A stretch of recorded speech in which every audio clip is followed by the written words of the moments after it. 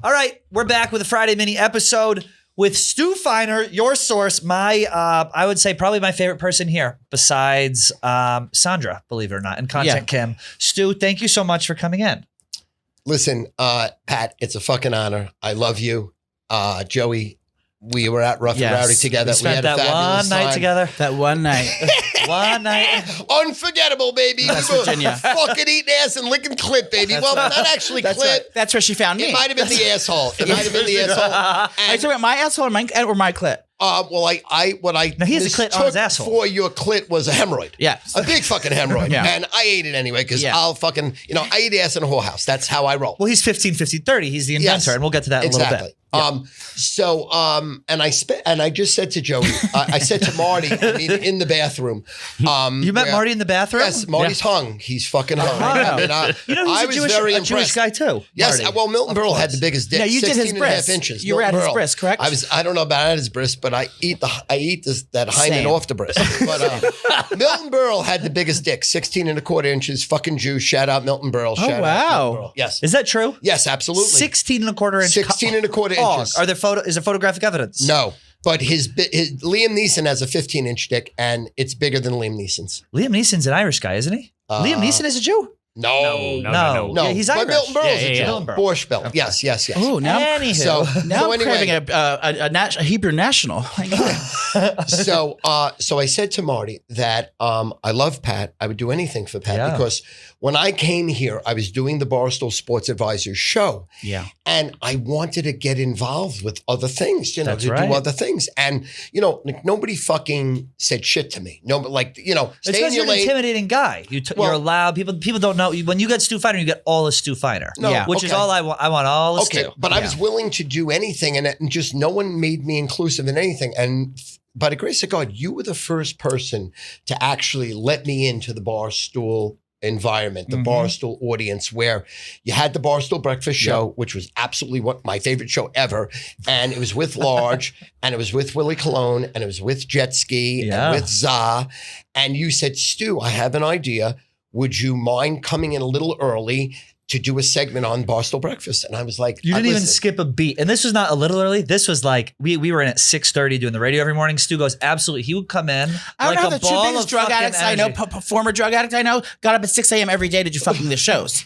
Who knew? Who knew how we were so wired up? So, truthfully, from the bottom of my heart, it meant the world because that was the first time where I felt like inclusive into the entire Barstool business. And, I'm very grateful for that to this day. So I would do anything for you anytime, anywhere. Bottom line. Go ahead, he was Joe. also the first one to give you head at the glory hole here, correct? No, but, It was Ebony.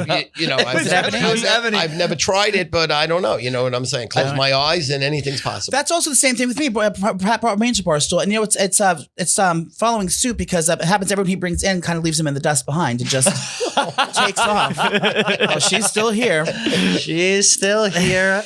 And that Barstool Breakfast was great, by the way. It was great. It was a great fucking show. Willie was great. Oh, yeah. Large was great. You were great. Jet Ski was great. Za was great. And it was so much fun. I know. We should bring it back. But you were for many people who might not know, our listeners, you were like on TV back in the day. You're a seasoned vet of show business. You had the original the Sports Advisors. Correct. Back in the day, which is now transformed to the Barstool Sports Advisors. Correct. Tell them about, because you have the craziest, what's your book called? I Bet You I Can? I read it on a bus from New York to Providence, cover to cover. It was one of the most fascinating books I ever read because you've had such an insane life.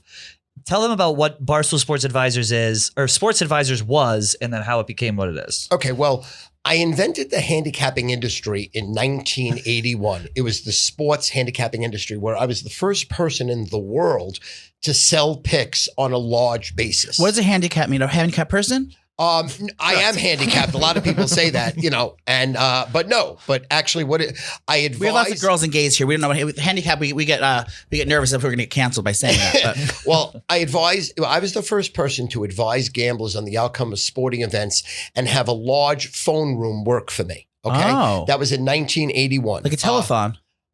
Similar to that. He had Joey Diaz, the comedian, working for him, believe it or not. Oh, my God. 1990, Joey Diaz worked for me as a salesman. And the craziest thing, on Saturday, I'm opening for him. I'm introducing him at the Sony Theater on Broadway. He's doing 5 shows on Broadway every month. And he said to me, Stu, I want you to open for me. I want you to introduce me. So basically, my job there, I'll segue back to you in a second, but my job there is to make the audience come. Make them wet. Make them fucking wet as motherfuckers. And then Joe's going to make them come, multiple orgasms. You tried this on Sandra before the show, correct? That's why she has that bucket I under her wish. seat. Listen, I fucking wish, but that's not going to fucking happen. Maybe 30 years ago, because, I don't know. Do you know the picture of Erica on the body? Yes. That's my fucking body. That's my 1990 body. Did you know that? Oh, okay. You're getting back to it. So Though. I have Look a at shot. you lost all the weight. Well, You're getting back. I'm 185. When I get to 155, I'll be the cat's meow. Yes, because I'm great in fucking bed no matter what. Even 262. You know why? Because Jews have big dicks. I work hard. No, I have a 6 1/4 inch dick, but I work fucking hard.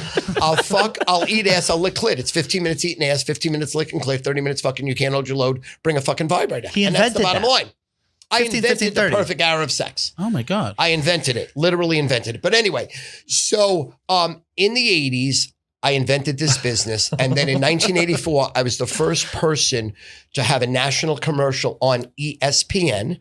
And then 1985, where people were running 1 inch by 1 inch ads in the national newspaper, USA Today, I ran half page and full page at, 32,000, 64,000 per ad. Oh my God. I had strip ads, $12,500 I was spending each in the New York Daily News and the Boston Herald every Friday. So it would be a double strip ad advertising my business.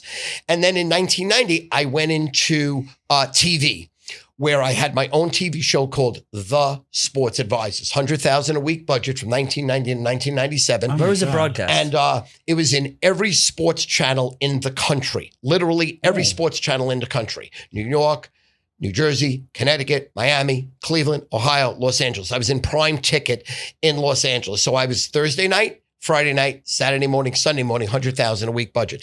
I had 100 people working, picking up the phones, going, Stu Feiner, give me your name and number, I'll call you back. Stu Feiner, give me your name and number, I'll call you back. We took the leads and put them into a phone operation where, I wrote close to $60 million overall. Okay. And I spent $61 million. So you which is the made reason 60 at 61, I'm still working. You made $60 million.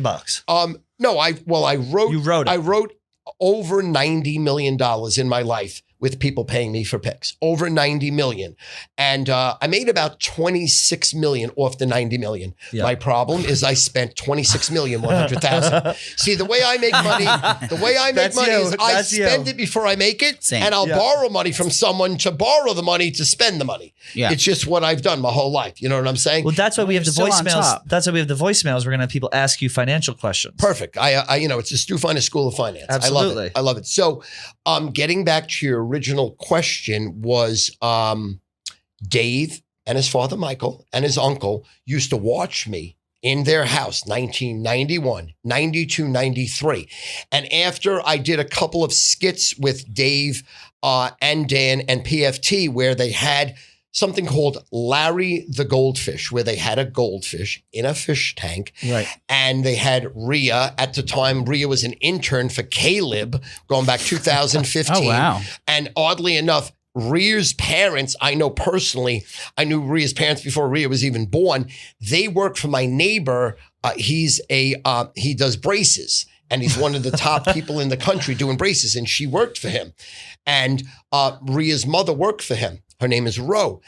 And Rhea, oddly enough, quit fashion school. I think she was going to FIT and she quit it to work for Barstool. Oh my God. And she was Caleb's assistant. And then what happened was they did this skit where you had Big Cat on the left side, PFT on the right side, and Rhea behind a fish tank. And you had this goldfish swimming back and forth. So Rhea would dump fish food in the fish tank. And then she would take 2 Coke cans. And let's say the Bills are playing the Jets. She would wrap the Bills in one can and the Jets in the other and put them there. Wherever the fish swam, that would be the pick. She'd put that can up her ass. Yeah. Clench. I wish I saw it, but no. But anyway, so this skit was doing really well for content. Then they had an idea the following year to put Larry the Goldfish into the #1 handicapping contest in the world, which is called the Hilton Handicapping Contest at the time. Now I think it's the Stardust. But It's in Nevada. You have to pay $2,000 to enter. Oh my God. And then you have to be in Nevada every Friday where you put in 5 picks on a Friday for the following Sunday. Was that you that went? No. Rear went. No. They paid a proxy $1,000 to do it. So they invested like $3,000 in this ruse. Well, insanely, the Goldfish, there was 12,000 entrants. Insane. The Goldfish came in 63rd out of 12,000 people. Think about that. It hit 64%. So this YouTube video they were doing was getting like 6,000, 7,000 views. Then it went to 20,000. Then it went to 100,000. Then it went to 500,000 because all their stoolies were betting this motherfucking Goldfish games and winning. But I'm not talking winning. I'm talking winning bigger than anyone's ever run in their fucking lives. I'm surprised it got kidnapped. It was right. That would be a movie like a heist to steal the fucking Goldfish. Literally. And it was one of the greatest things ever. So one day, Big Cat and PFT were doing it, and Dave showed them my old videos from my TV show of me screaming and yelling because I always dealt with sports gambling as it is supposed to be. Entertainment. Right. It's not something that you bet to make a living. It's not something you make money to buy a house, buy a car. You're never going to be financially wealthy over gambling. Gambling has been, since the beginning of time, the entertainment for the rich to have money and lose money. Yeah. Okay. For the rich game for them. that have money and they lose money. Okay. They have money and they lose money. For some reason, that's gotten lost over the last 30 years. Now it's drug dealers, drug addicts like Pat. Well, people, and dealers like Joey. All right. Well, people think that you can make a living gambling. That's not true. It's like going to a movie. It's like going to a show. It's the best form of entertainment possible. But so anyway, they did this skit. Their customers were making a ton of money. Their clientele was making a ton of money at Barstool, which we call stoolies. They were killing. Fustooli. He loves Fustooli. Fustoolies? I like Okay, him. it's like a pasta, right? It's festina. Yeah. Pastina, whatever, something like that. All depends. Yeah.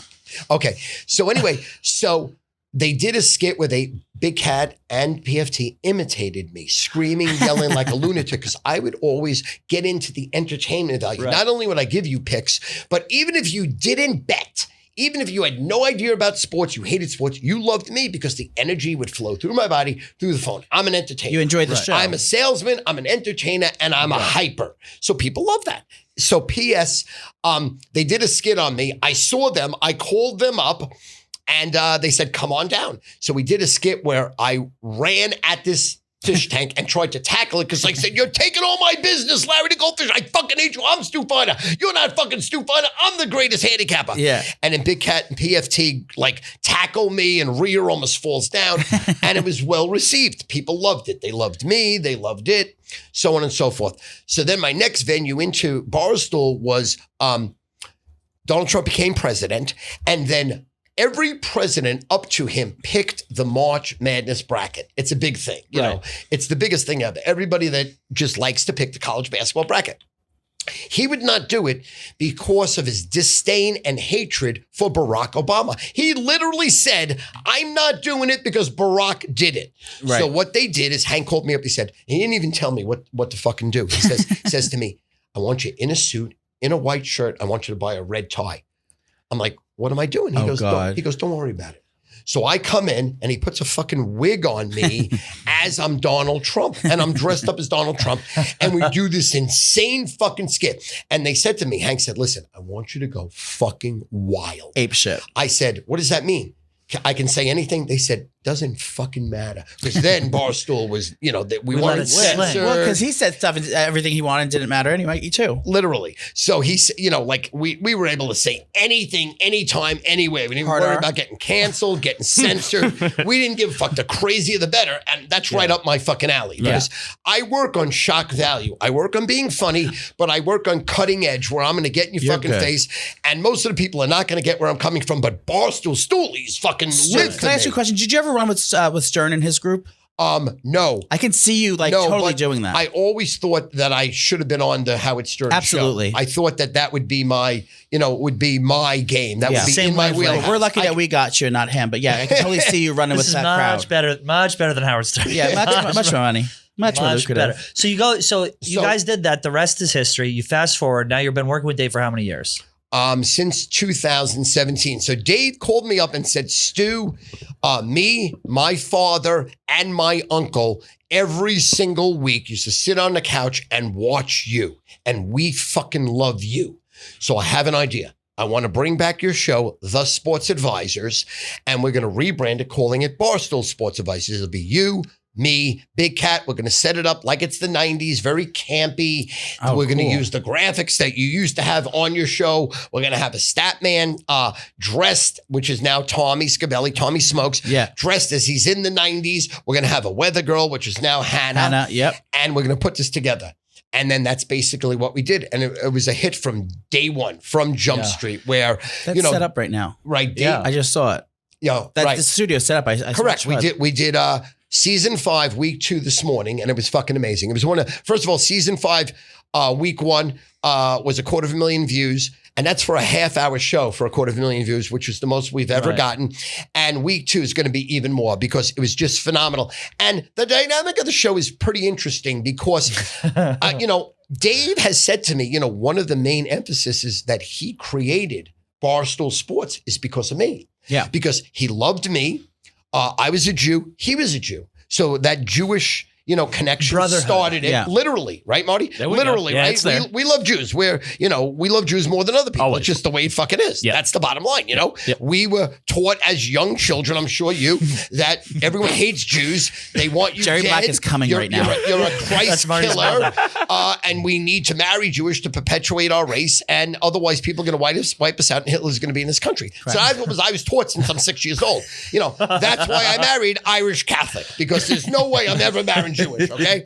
Irish Catholic, the only people you could trust unconditionally are Irish people, and that's why I married Irish Catholic. But anyway, so Dave said to me, I want to bring back your show. And he also said I was the emphasis for him doing it because he said to me, if Stu Feiner could do this, I can do it. That's number one. And I love gambling, and I love entertainment, and I love the slant on gambling. Yeah. And that's how he created Barstool Sports. He's inspired by you. Yes, so I was the fucking seed of Barstool Sports. Do you take credit for creating Barstool Sports? 100%. More so than Dave. Absolutely. Yeah. If there wasn't Stu Feiner, there'd be no Dave Portnoy. There would be no Barstool Sports. There'd be no Penn Gaming. There'd be no Churning Group. There would be no Erica. There'd be nothing. They'd be working in other semblances of life. I'm sure they'll be successful. Mm-hmm. No two ways about it. Dave can do anything. Dave arguably is the greatest salesman ever. He's very dry and very glib, and most people don't like him because most people say that Dave is condescending.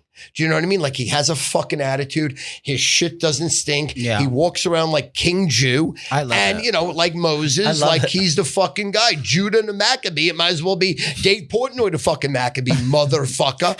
So most people don't like Dave. They don't. I don't know. Really I don't think most. I think the no. It's like fucking most. No, most people who don't like him are just it's a loud minority. No. You think most people don't? Most people listen. You handle him well though on the show. Not only do they. Well, I would die for Dave. I fucking love him. Yeah. I fucking. Do you have any advice for Joey on how to win Dave over? Because he's trying. Well, Dave likes me. I think, but I'm get still a sex change operation. Get a vagina. Let him.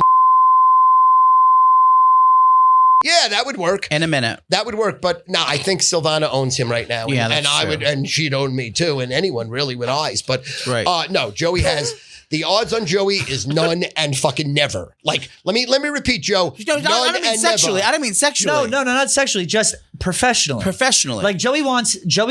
No. Dave is a little bit like not smitten for Joey, but he loves Joey's funny. He says little clever things. What can he do to secure his relationship with Dave and cement his spot at Barstool? That's easy. Yeah. That's literally easy. You have to create something to do with sports gambling that will affect the Penn Entertainment stock going up. And you're capable of doing that. Yes. You have the biggest second fucking balls in the world. Yeah. You are extremely funny. You are highly entertaining. You're willing to do anything. Yep. And I love when you were in the rink and you were in that wild fucking outfit with your dick hanging out. Feel it was fucking crazy. But to me, you have what it takes. You attract people. You move the fucking needle. So if you literally want to make a focus into Dave's life and be a part of Dave's life, if you make money Yeah. Dave Portnoy loves you. All right, if good. you literally, Dave hates people going, hey, Dave, what can I do? How can I do this? He's like, fuck you. I got no time for this. I'm the biggest thing ever. I want you to create something. You to create a vehicle. You prove you can make money for the company. You prove that you're valuable to Penn Entertainment, which has to be gambling. Well, we have has to be gambling. We have the upfronts tonight, so we're going to try and make ourselves valuable there. Right, but it has to be gambling. Okay, I'm going to take a gamble on my outfit. Related. Now, you bring a tap sheet. Listen, he said it on the show. He said it on Dave Portnoy. He doesn't give a flying fuck about Barstool anymore. He gives a fuck about Penn Entertainment and the stock. The stock needs to move the needle up. You can do it. Thank you. So if you want that's the fucking advice. Thank you. That's the fucking We have you can do it. We have a gambling show now. It's called Offensive Line. Offensive Line, it's called. Yeah. It's me, him, and Stephen Shea. We each give a parlay every week, a 3-leg parlay. Okay, but you now need we're all 0-3, but we're going to do it again. Listen, winning or losing has nothing to do with it. You're never going to win. Okay, that's not the issue here. The issue is content. Gambling content, a different slant and take on gambling that you can do because you're unique and you're original. And then you get into Dave's wheelhouse. And once you're in there forever. That's the good thing about Dave. Once Dave has your fucking back, he never turns his back on you. You know what I'm saying? And that's really it. And then you'll ass kiss him because you do that for a living anyway. You ass kiss, right? Okay, so bottom line. He'll do more than ass kiss. kiss. Fucking ass. Well, we have a lot of people want advice from you. That's great advice. I could not have said it better myself, and I'm going to take that and run with it. Okay, good. We have, but our Man Mafia also needs some advice as well. So we had Man Mafia is the name of our fans. We had them call in with questions about sex, which you're an expert on, and questions and financial questions. I'm ready. And financial questions as well. So let's let the voicemails rip. Man Mafia, put in headphones because it's probably gonna get dirty. Yeah, these girls are whores. My dream. We're starting with sex or whatever you finance? want. Okay, do sex. Yeah, sex. Joey's getting horned up. Yeah. Right. All those we can cut those compliments, by the way. Okay. If we need the time, just let them. Just let them go. Hi guys. Love your show. Thank you, Mommy. I watch it on YouTube every single week. Potential. I have a question for Stu regarding how do I get my boyfriend to go down on me? It is like a fucking full-time job trying to get him to do that. And we've been dating over a year now, and he's gone down on me maybe 3 times. So if you have any advice, please do share. Thanks so much. Bye, guys. Now, do we have her name? We don't. Well, two words: feminine wipes. No, I mean that pH is off. Listen, girl. I mean, there's 2 words here. Dump him. No. Fucking dump him. Get a guy that's going to eat your fucking pussy. I mean, that's the bottom line. Tell the guy, hey, listen, dick face, grab your cock and balls and get the fuck out of here. You're a dime a dozen, bitch. If you're not going to eat my ass, if you're not going to lick my clit, if you're not going to start with my neck, tongue kissing me, then go neck to neck, then suck the left tit, suck the right tit, then lick all the way down the stomach to the fucking belly button, and then lick left leg, right leg, lick all the way down, kiss, kiss, kiss, and then just blow on the vagina. And then you're going to blow on that clit, and that clit's going to stand to attention that when you start eating that clit, it explodes like fucking Niagara Falls. That's what a guy's supposed to do minimum. I have a question. Listen, chapter 3. Dump that bitch. He doesn't know how to fuck. I have a question. Fuck him. Hey, listen, fuck you. You're fucking up males, you scum. Whatever your name is, you're a scumbag. And I feel bad for you, and I validate your struggle, and you're better than settling on some piece of shit that won't eat your pussy. I have a question for your son. Well said. Thank you. How does this make you feel, son? When you're hearing your father talk about this? It's a normal day. It's just a normal day. Normal day with the Finers. Normal day. What do we got next, Marty? That was great advice. Dump him. Thank you. Dump him. Joey, would you dump him? If a man didn't go down on you, would you dump him? No. I wouldn't. I'm just happy he's around. At my age. At my age? Wait, I have a question. Did your father give you sex advice and call you a fucking cuck if you fuck something up? If a girl breaks up with you, he blames you and says you weren't eating her pussy enough?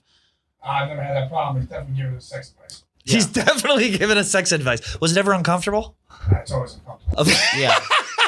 Next caller is from Jerry Black. That's Marty's mom. Marty's mom. Yeah, no, I don't think this isn't is her. Hey, Trish, Nan, and Uncle Stu. This is Kyle from Rhode Island. Hoping to see you all at Rough and Rowdy in December. However, I got to talk to you about that. do have a question for Stu. I've been on a sexual hiatus since the beginning of the pandy. A bit of a hypochondriac. I guess saying a bit is a bit of an understatement. But I'm ready to get back into it. I have some plans with a lady over the weekend. So, Stu, how do I brush off the cobwebs, get the rust off?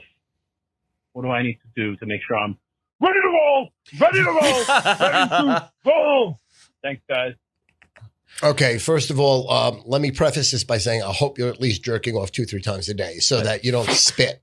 And then if you do spit immediately, normally, at least in my experience, my second or third load, I can stay hard on the second one for about 20 minutes, and the third one I could go for several hours. The first one, it depends it depends how we're doing it. The first one can be quick, but what I would say is, like, look, this is reality. No, here, it can okay? be quick. What I forgot about sex, no one's ever going to know, because I've seen it all. I've done it all. In 1984. I went to South Oaks Hospital for my obesity. I was 262 pounds and I was about to die. Okay. So I went as an inpatient once a week into these rooms where you shared gut level. Well, P.S. Who do I fucking meet that falls in love with me, that wanted to give me his whole business?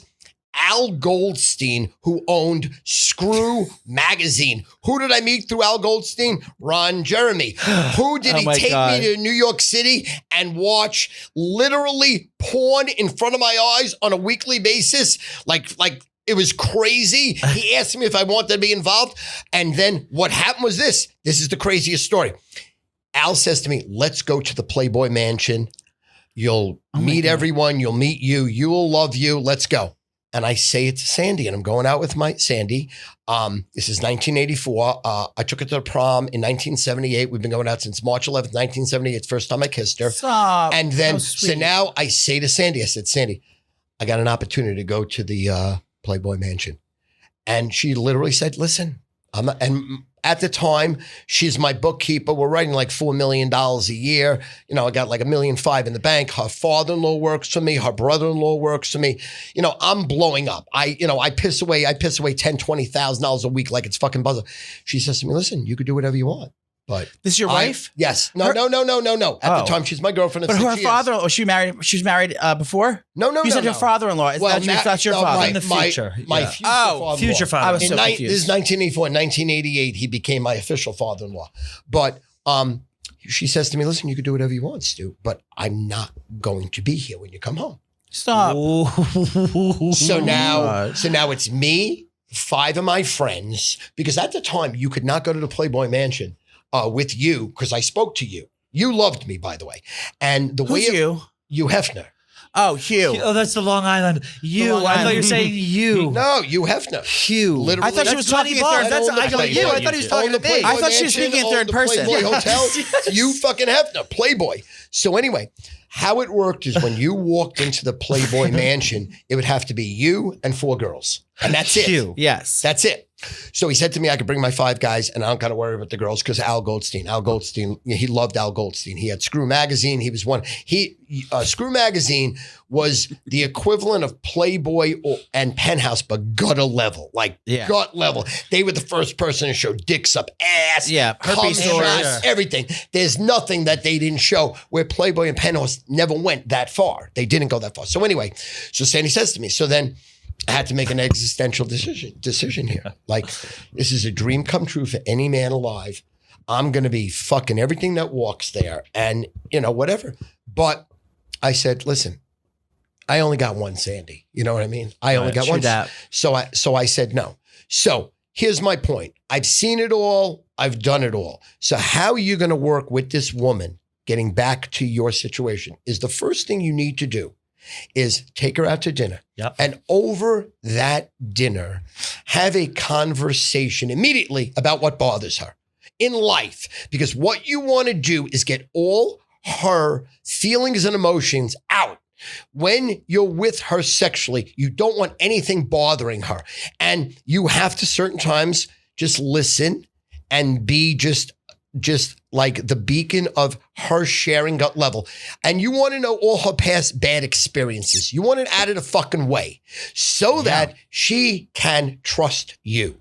Because once she trusts you, then the second Then lesson, the Red Sea parts. the second lesson is then you need to know what makes her laugh. Once she trusts you, you need to make her laugh. So with any woman alive, once the woman trusts you and then you can make her laugh, then you can make her come. So what you do is make her laugh. She gains your confidence, and then you have to kiss her motherfucking ass. Say, she's beautiful. You've never felt like this before with anyone. This pussy does not be smell like honest fish with loaf. her. You haven't had sex in so long. You're so looking forward to it. You're so grateful that it's her. You're going to give her right now 100% like it's the last time you ever have sex in your fucking life. And then if you want to make it super duper special, I would buy a cheap bottle of pink champagne. And this was taught to me when I was 21 years old. Pink champagne. You put the pink champagne in your mouth and you go down on her. And these bubbles will hit the clitoris, stand at attention, it'll be like, and her clitoris will stand at attention because most women vaginally do not come. And it's very hard for a woman vaginally to come. That's gut level. You have to press that button on top. Unless you could bang for hours on end, you're not going to fucking make her come. So the easiest way is clitorally to make her come. So what you're going to do is pink champagne will hit the clitoris. It'll stand at attention. I would definitely eat her ass. I would lick that fucking clit. And then I would fuck her. Now, if you can't hold your load, just bring a vibrator. Bring a fucking vibrator, because most women, in my experience, very few women like to be fist fucked. So in other words, you're not going to go for the fist fuck. You're sitting next to one who does. Oh, okay, good. I like it. Guilty. I like it. Guilty as charged. I like it. So in other words, you're not going to fist fuck her. So you're going to bring a vibrator. And the vibrator that works the best in my experience, especially to get it going, is the one that has the mouse face at the beginning, and it has the little tongue that moves left to right. So you'll be able to finger fuck her ass. We linked it below. Finger fuck her pussy, and then put that right on the clitoris. And then, if she screams, oh, Stu. Listen, not my fault, because, I probably fucked 700 women. So in other words, if I was with her, it's not my fault and I can't do anything about it. That's the bottom line. So that would be how I would go about it. Number one, have a great conversation over dinner, share gut level, get her feelings and emotions on the table so she trusts you. So she's looking to trust you, because people want to believe what people are saying, because if what they're saying is true, trustworthy, they want to trust someone. If you trust someone, sex is so much better. It's not wham, bam, thank you, bam. Then two, make them laugh. Make the woman laugh, because now she has a connection where she likes you for more than just coming. And then you use the vibrator. You can go down 15 minutes eating ass, which is always the best warm up for me. Especially guys, especially if you're going to shoot your load quick while you're eating her ass, you shoot your first load. Okay, 15 minutes eating. Of course, ass. right. Then it's 15 minutes licking clit. So you have 30 minutes to get hard again for your second hard on. And that second hard on should be the best hard on. And then that one will last. So she doesn't need to know you come. And if you come, you just keep rolling. That's how it is. And it's 30 minutes fucking. And if you can't hold your load, bring a vibrator. Closed circuit system is a great way to make sure they don't know that you come. Marty? I love how thorough you wrote their answers. He's unbelievably thorough. Let's do a financial question. Okay, let's do it. He's still going to talk about eating ass for the Because what I would financial do is I question. would take that dollar bill and shove it in her pussy. Put it away for a rainy day. Right. And if I wasn't a giving person, I could charge millions of dollars for this, but I'm not worried about money. Money means nothing. That's why I work for Barstool Sports. Matter of fact, obviously, everybody who works here knows that money means nothing, because no one's getting fucking paid big time at this fucking company, as we know for a fact. Bang! Dick drop. We know this, okay? Everyone in the room knows it. Everybody in the world knows it, so we know that. Okay, let's go. Financial. Hi, Joey and Pat. Hey, girl. Long-time listener, first-time caller. Question for Stu. I want to be rich as fuck one day. I currently am not rich or close to being rich, but what's a good salary that I could make that would just I could be set for the rest of my life. I won't have to make any, do any side jobs or anything. Just need to make a lot of money where I'll just be comfortable. I'll be able to vacation where I want, buy the clothes that I want. Yeah. I think she means career, not salary. Go to it's also you can shut up. How do I make a lot of money? It's also like, where do you live? How much money are you spending? Obviously, How tight's that pussy? How tight's that? But obviously, OnlyFans is the answer. No issue about it. I mean, OnlyFans listen, if is you the have a answer. vagina and you're not on OnlyFans, I mean, listen, women are the most discriminated human being on this earth since the beginning of time, whether it's in the Bible, any Bible, whether Black it's trans any women, but- religion. Okay. No. Well, true. I'm true. But it's like a fucking with segment of it. But so in other words, 'Cause women are women's discriminated. revenge on the fucking world because they've been mistreated, they've been underpaid, they've been abused, they've been really treated like slaves. OnlyFans. If you have a vagina, you should be able to make a decent living on OnlyFans. There's no two ways about it. true. And a lot of people like, hey, that's embarrassing. I don't want my dad. Fuck everybody. Are you out of your mind here? Listen, it's a dog eat dog world. You couldn't even vote 50 years ago. Are you fucking kidding me? What are we talking about? They didn't even want you to go to work. They want you to sit naked, barefoot in a fucking kitchen, waiting for the husband to come home to blow him, to fuck him, to give him a martini, to cook a My meal, fucking and dream. to That's his clean dream. the whole That's fucking his house. dream. Fuck men. Men are scum. That's my dream. Men are pieces of shit. They're lowlifes, whores, and scumbags. So women, first of all, every woman alive, So just shake your I guess tits out. since you're like at 8, listen, fourth grade those should puppies be, out, girl. listen, fourth grade should be, they put that big word up, let's say when you have a substitute teacher, it says anti-disestablishmentarianism, and you make little words out of it, and whoever can make the most little words, wins. After that lesson, then they should teach you at fourth grade how women should have OnlyFans because that's a viable option to make a ton of money doing it on your own. That it's like the internet when it first. entrepreneurship. It's like the internet when it first came. It's like 900 numbers. It's like when you used to have sex phones and you used to pay $5 to $50. To listen to someone, verbally make you come, verbally Yes. get you excited. That's his dream. That's You did that in OnlyFans the right now. 90s. So every woman in the fucking world should be on OnlyFans because it's a license to print money. Okay. So that should be your core basis to get a bankroll because you don't want to borrow money from anybody. You don't want to take loans. You don't want to be subservient to Loads, anyone. yes. You want your fucking money. So that would be OnlyFans is like Pat said, but it's true. But let's take it a step further. Okay. And I'm dead serious. Let's take it a step further. If you want to be rich, if you want to be independent, if you want to be successful, the key to that is working round the clock, 7 days a week, 24 hours a day. And if you got to do 25 hours out of a 24-hour day, that's what you do. You don't go out to eat. You don't go to restaurants. You don't go to bars. You don't go to your friends' Turks and Caicos funerals. or You don't go Cyprus to weddings. You don't go to shit. You literally work at, and here's the part. At what you love. What you love. Because if you give it with your heart and you give it with your soul, you will be successful at anything you love. So the key to being successful, because no one's going to give you anything. You're never going to catch a break. You're not. People don't have your best interest in heart. Okay. Most people are scumbags. Most people are very, very cutthroat. They will use you and spit you out. They'll be nice to you only if you can help them. If you could build them up, they're super nice to you. So the key to success, the key to the question you're asking is work 7 days a week, 24 hours a day, laser focused, forget about your friends, forget about your family, do what you love and go at it. And there is no excuses. And then failure after failure, you never lose your enthusiasm. Joey, you disagree? Failure after failure, never lose your enthusiasm. No, I don't. I know that's great advice. No, I'm saying no one wants to do that. That's why he's stick with his first advice. Go with OnlyFans instead of working 24 hours a day, noticing your family. Well, like for example, I worked from 1981 to 1988. I missed most of my friends' weddings. Yeah. I worked every weekend. I did not go to bars. All my friends were going out partying. I worked from 9 in the morning until 9 at night. And then we went out and partied.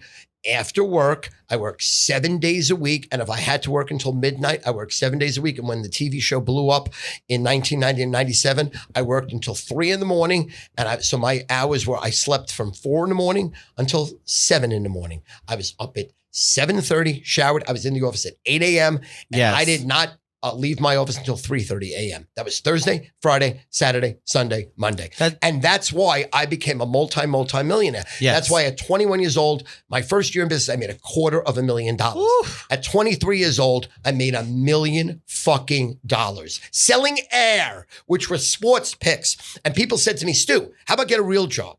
Stu, how about get a real job? Stu, you're like a whore to a prostitute. Because remember, in those days, you could not bet legally. So every single one of my customers up until 1990, from 81 to 90, were betting illegally, or they had to fly to Nevada to bet games, which none of them did. So they were betting illegally with mafia bookmakers. Mafias, yeah. Mafia bookmakers. So people said to me, how are you even in business? Where do you bet in every state besides Nevada? Well, people were betting illegally. Right. Like I was never a bookmaker. I never took a bet in my life because I was afraid to go to jail. So that's why the reason I never sold cocaine. I had kilos and kilos and kilos in my house for other people. I had friends that had the best connect, but I was afraid to go to jail. I would never go to jail. So I don't ever want to sell coke, and I never wanted to be a bookmaker because to me that equates to going to jail. Because if you get caught, there's no two ways about it. If you get caught. In 11th grade, my friend was selling cocaine. Sold an ounce. First and last name? Sold coke. He got set up by his friend who got busted, and we didn't know he got busted, and he did a year in jail. He missed 12th grade because he was in fucking jail. And that sobered me to fuck up forever. And this kid became one of my best friends, was in my wedding party, helped me out in business his whole life. And he fucking said to me, Stu, fucking you never do A and you never do B. And I never fucking did. But anyway, the key to life is working your fucking balls off, that you have the skill set that you don't have to rely on other people. Once you've figured out what you love and how to do it, then you hire people and you teach them to work for you. And that's how it works. That's how it worked for me. I work 7 days a week, 24 hours a day. I missed 99% of my life, but that was the price. What's your sign, Stu? Aquarius.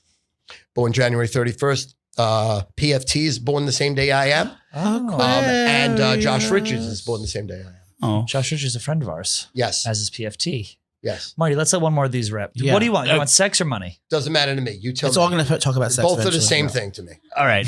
This is kind of what we've been talking about, but a different perspective. Okay. Right. Hi, my boyfriend's birthday is coming up, and I wanted to know if you have any advice for how to wow him in the bedroom. Thanks. First of all, I mean, look, perfect that's the easiest voicemail. Yes. Quick and to the point. Yeah. Perfect voicemail. Exactly. You got to eat his ass. You have to eat his ass. Eating is listen. The way to a man's heart and soul, where they'll do anything you want forever, unconditionally, never, ever leave you. Doesn't matter. The hottest woman in the world, it's not going to take him, is you eat his ass. You eat his ass. If you don't do it, I will. You eat his ass and you separate his balls with your tongue, where you fucking put the tongue right there, and one ball goes to one side, one ball goes to the other. And then after you eat his ass and his ass is wet, while you're flittering your tongue on his ball sack, you finger fuck his ass. And then this is exactly what you do. You finger fuck his ass, and then you take your finger in front of him and you put it in your fucking mouth. Oh my God. And then you go down on him and he blows a load in your mouth. Listen, here's the key. Kiss him with it. You go right up with his load in your fucking mouth and your tongue kiss the fucking Yes! And that's what does it. That's the $64,000 pyramid, baby. That sounds I didn't want to perfect share to me. everything, but I shared all my secrets. I would do that could every die right now as I walk out the door. Truck could hit me because now you got it on tape and you've got the essence of Stu Feiner. Yeah. Good Lord. That is Friday's finisher. Mini. Stu, tell us your podcast, the new podcast you're doing. The new podcast I have, which is absolutely phenomenal, excuse me. I just recorded episode 2, is called Only Stu. Only Stu, and it's a phenomenal podcast. The first one was just me.